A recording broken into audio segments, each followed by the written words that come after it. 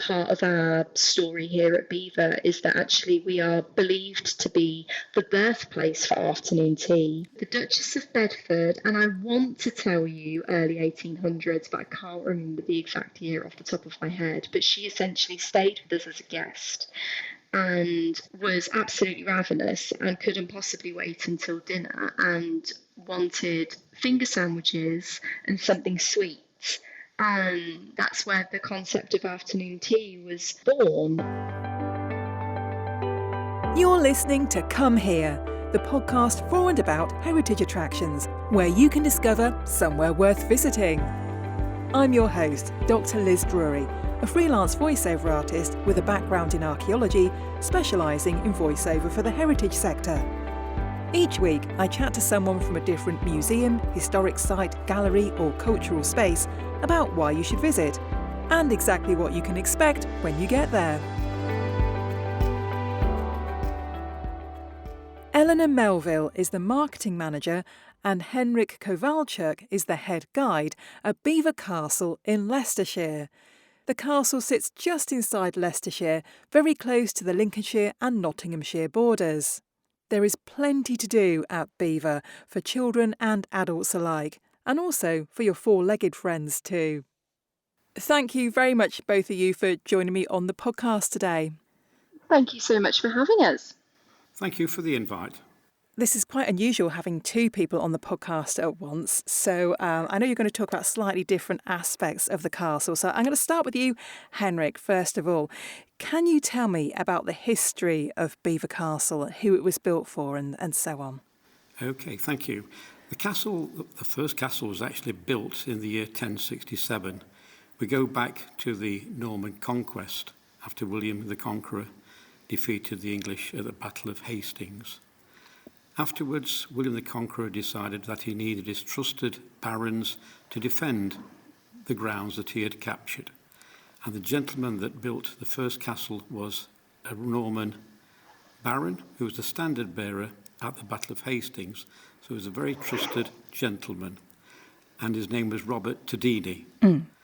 And we like to tell the visitors when they come that Robert Tadini came up the hill, and basically there is nothing here apart from a beautiful view. And he exclaimed in his best French, "Quel Belvoir," what a wonderful view. This all got down to the villagers, the surrounding villagers, who had been defeated, and they couldn't pronounce this strange sounding Belvoir. So it was corrupted to Belvoir, and it's been Belvoir Castle since approximately 1215. Robert Tadini built the first castle, just an ordinary Motte Bailey castle. This survived for a number of years, and then we got the War of the Roses, where the castles were destroyed. Subsequently, castle number 3 was erected, and that has had to be petitioned through Parliament.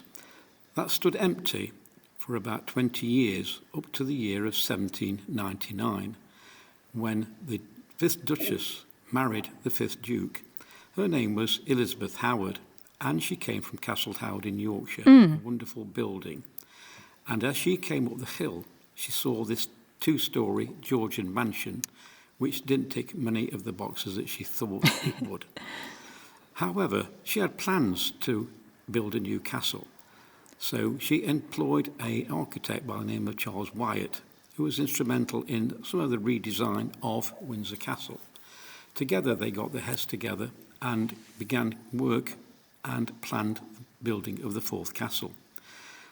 The actual building took nearly 30 years to complete, commenced in 1801 and completed in the year 1830. 3 tragedies, however, forestalled the completion of the building. The first tragedy occurred in the year 1813, where the architect Wyatt was killed in a coaching accident in London. Subsequently, in 1816, a tremendous fire destroyed 2/3 of the new building, including the guard room and the cantilever staircase. The only room that survived was the Regent's Gallery, which was bricked up quickly by people who were in the building, and all the occupants were evacuated to safety. Subsequently, they discovered that they were not insured to complete the work. So a vast quantity of land was sold to enable work to recommence. Work commenced a few years later and almost completed in 1830. However, the third tragedy which struck was the most defining one of all. It involved Elizabeth. She was 45 years of age and she suffered a burst appendix and nothing could save her. Subsequently, she died at the age of 45 years of age and never actually saw the completion of her dreams. Oh. So can you describe to us what the castle looks like today?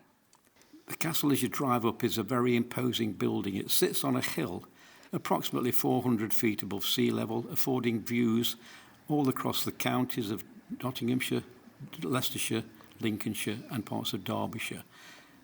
Total radius view of approximately 50 to 60 miles, and on a clear day you can actually see the cathedral at Lincoln from one of the windows, which is approximately 27 miles away, being on more or less the same altitude. An imposing building.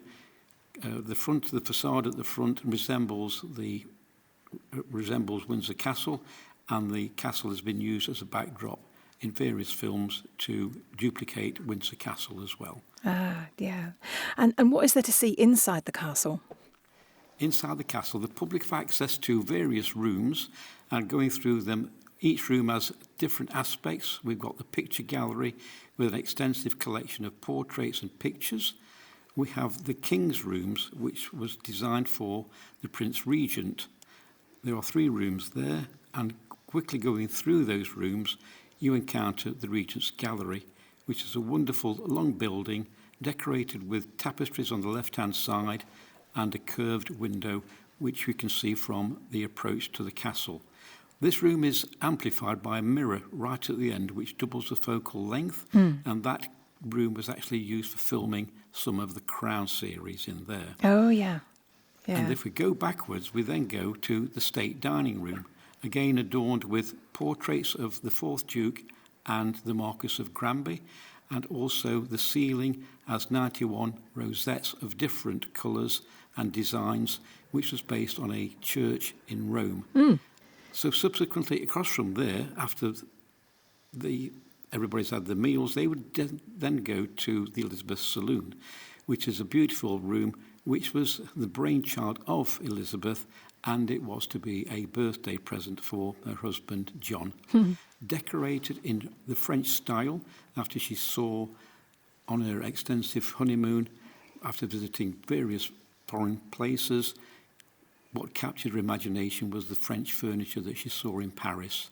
So she had this made in England by the French furniture makers who had abandoned France during the French Revolution. And all the furniture was brought up to the castle, and when she entertained people from London and the surrounding districts, they were all enthralled by all this furniture that they had it reproduced themselves as well. Upon entering the castle, one goes into the portico. This was made with, there's 2 wooden oak doors which allow access into that part of the building. So the gentry would ride up in the horse and carriages, avoid the inclement weather, and get out of the carriages in the dry and comfort. They would then go through the pre-guard room, and then they would enter the guard room, which is a beautiful room, lots of history in there, lots of artifacts, lots of militaria, and it is also licensed for weddings as well. One of the fantastic aspects of this room, which is down to the architect and her vision, was the elimination of a chimney in one of the fireplaces. We have 2 fireplaces. They both work. The one on the left is a conventional one with a chimney. However, the one on the right does not appear to have a chimney. However, when it works and people ask where the smoke and flame goes, we absolutely tell them that it's ducted upwards and it goes across the landing above and it connects up to another fireplace and out it goes that way. So it's quite magical. Yeah. And when that fire is lit, you can actually touch the floor 24 hours later and it's still warm to the touch as well. Having dispensed with the chimney, you then have 3 arches which you've installed, which allowed more natural daylight to flood through. And also it then showed off the cantilever staircase above there, which was a floating staircase, which is state of the art in the early 1800s. It was appeared magical because it looked unsupported, whatever.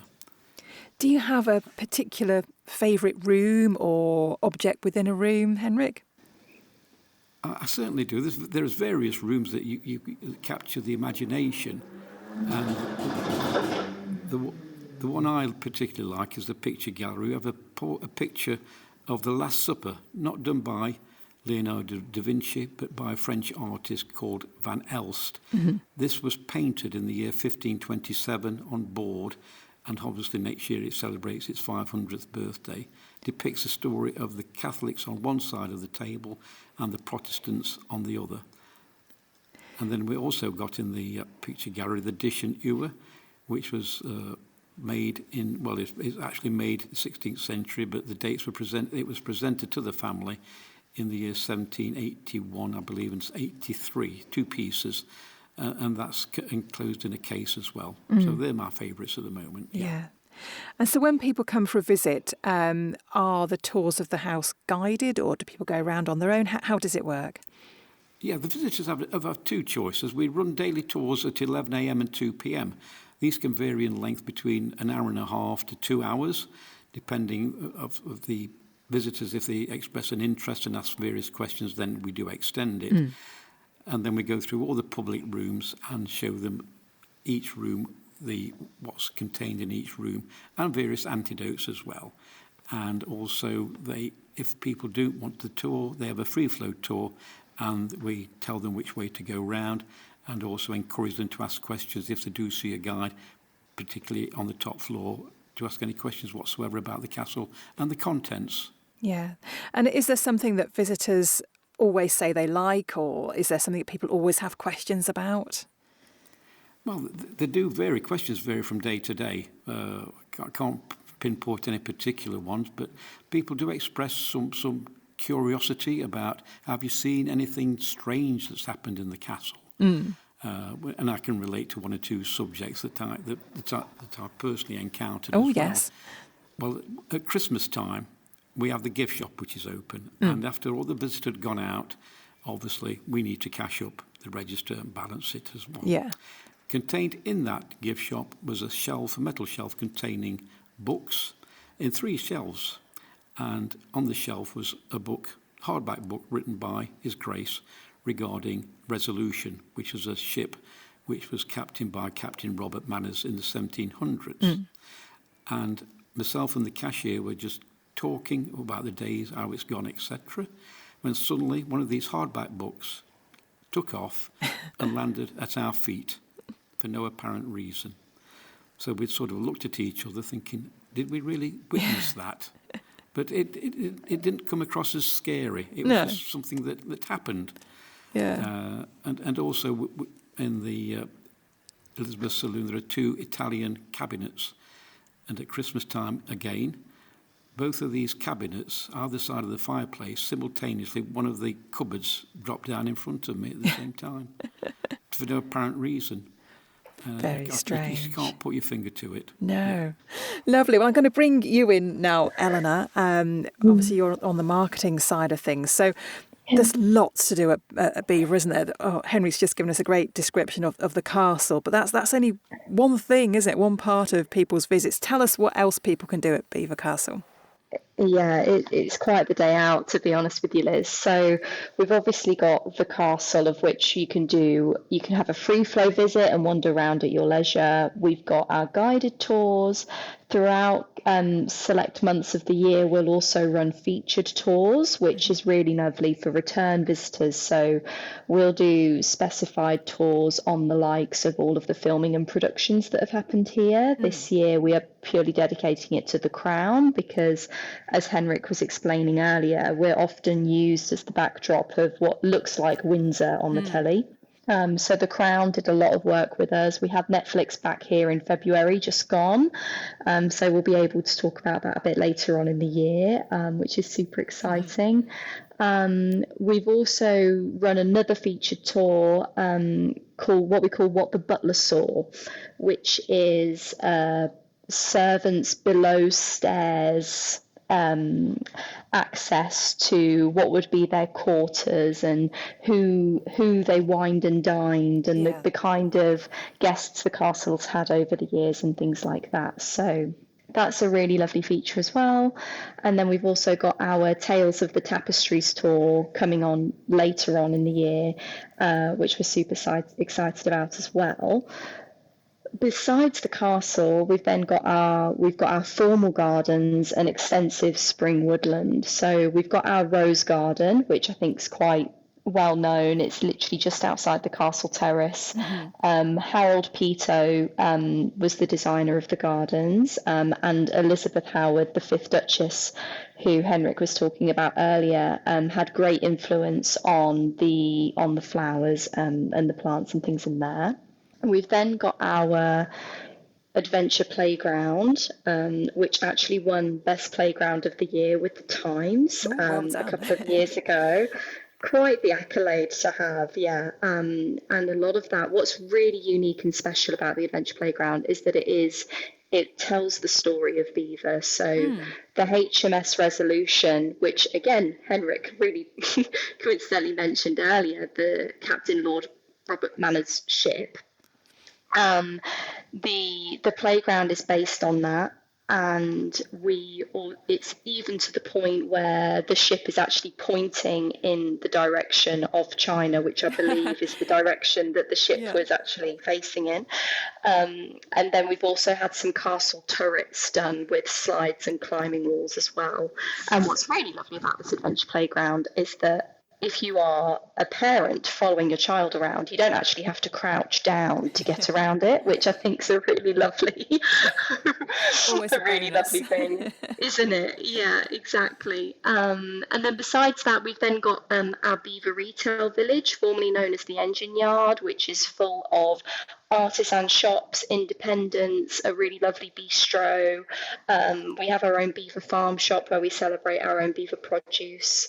And then off the back of that, we now have a vineyard. But actually, our archivist was telling me recently that we were said to have had a vineyard, like dating back to when the castle was originally built.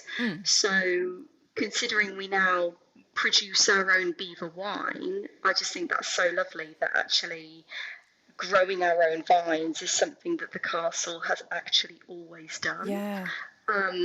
Which is very unique for the East Midlands as an area in the UK, to be honest.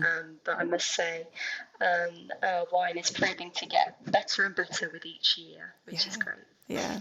And there's an animal park as well, I think, isn't there?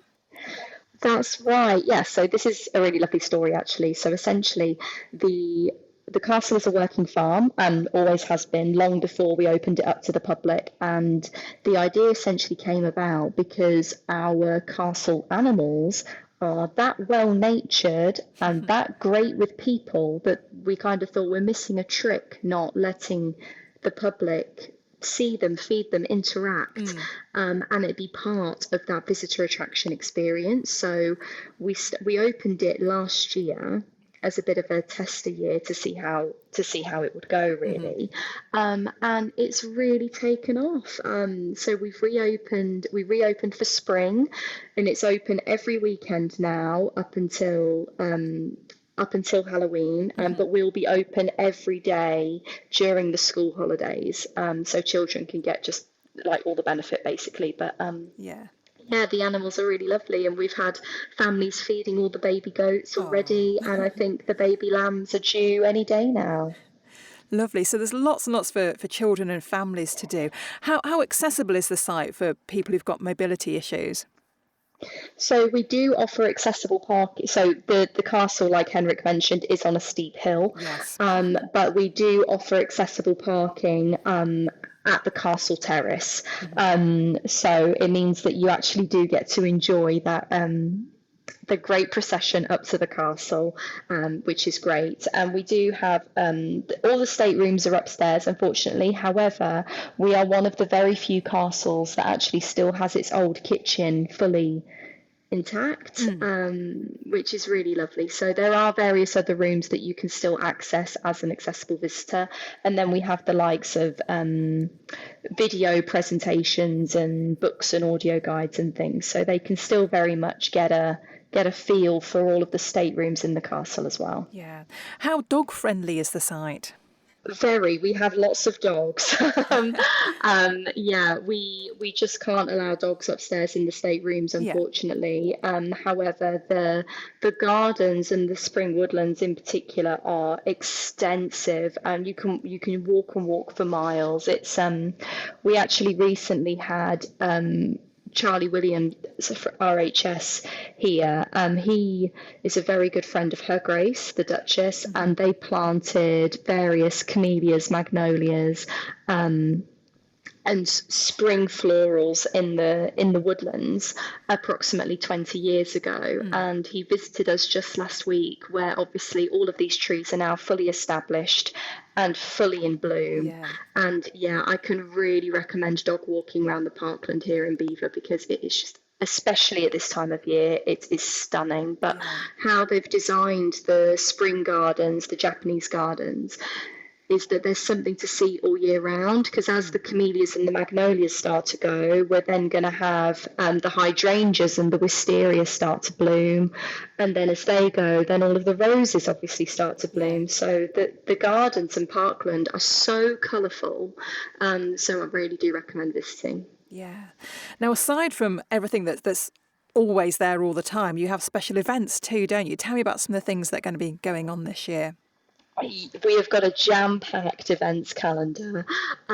So coming up next, we have got the circus coming for May half term, which we're super excited about. It's pirate themed this year, and it's purely acrobatics. So the talent that this circus team have is really, really quite extensive. But what we're doing, the circus was with us last year, so we've brought it back.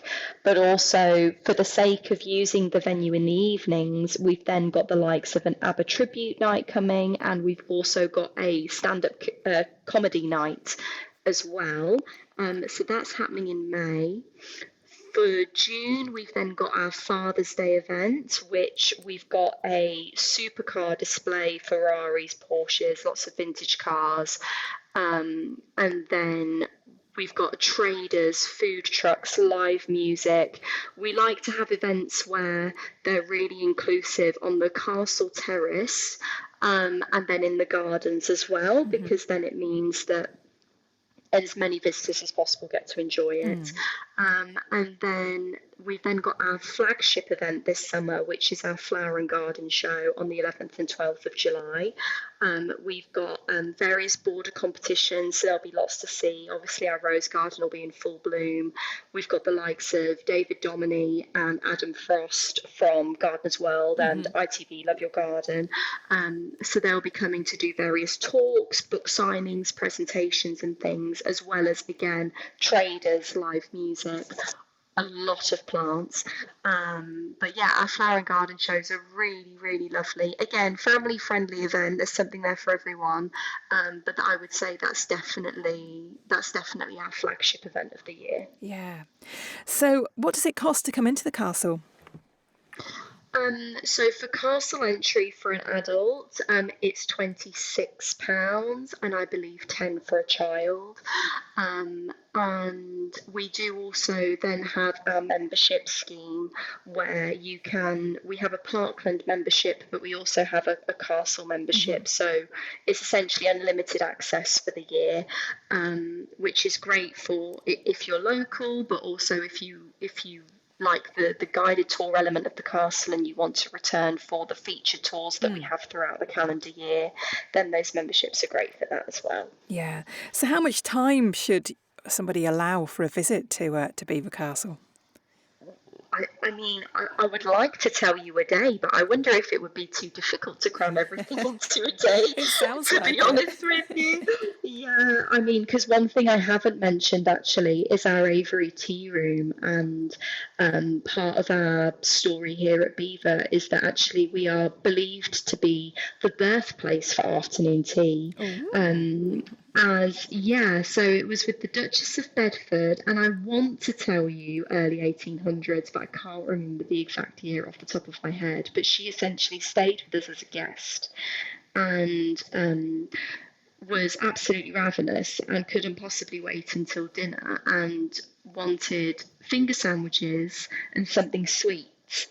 And that's where the concept of afternoon tea was born, and it's something that we really pride ourselves on. So we do also do ticket packages where you're either free flow or guided tour visit of the castle. You can then actually enjoy a 3-tier afternoon tea in our tea room as well. Sounds delightful. So what do you love most about the place, Eleanor? What I love about Belvoir is I really feel like we're a bit of a hidden gem. I feel like not enough people know about Belvoir and our story and what we do. And what I love about my job in particular is essentially getting to share that with everyone. And I think the fact that we are an unbroken family heritage of, I think it's either just under or just over 1,000 years. Wow. Isn't that amazing? Yeah. And I feel like that's just so unheard of now. And I just really want to be part of the story celebrating that, really. Wonderful. Well, thank you, both of you, for being my guests. And Belvoir Castle sounds absolutely delightful. I've been in the park run there, but I haven't actually been into the castle itself, so I need to come back. Oh, absolutely, absolutely. Thanks for listening to Come Here. If you know a heritage attraction that would love to be featured, or you have a suggestion for somewhere you'd like me to cover, I'd love to hear from you. To find my email address and find out more about me, pop to my website at lizdrury.com. If you've enjoyed this episode, please do subscribe, rate and review the show. It really helps other people to find it. See you next time, and come and discover somewhere else worth visiting.